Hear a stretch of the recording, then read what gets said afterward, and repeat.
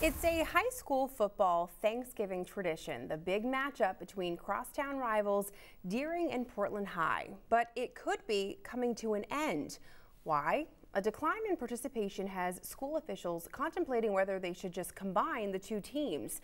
As photojournalist Sebastian Bennett shows us, tonight's meeting on the issue has some parents against the idea and others saying it's what's most safe. But I guess my question is there a definition of the right time?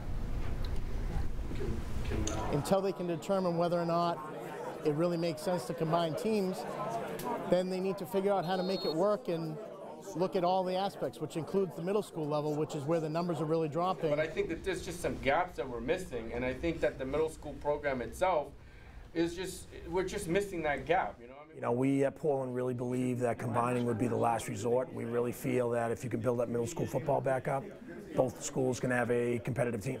Right now, the inner city kids aren't playing football, and we have to get football back in the middle schools. We find it very hard to get into the schools and to promote the program, and we've seen the numbers dwindle.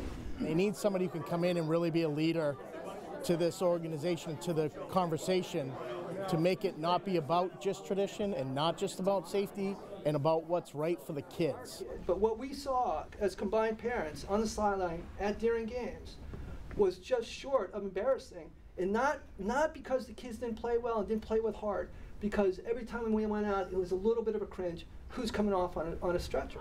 I mentioned a number of us here grew up in football towns and understand that kind of tradition. It's just, I'm a parent. I have kids who play sports, and I just don't see how tradition can possibly trump safety.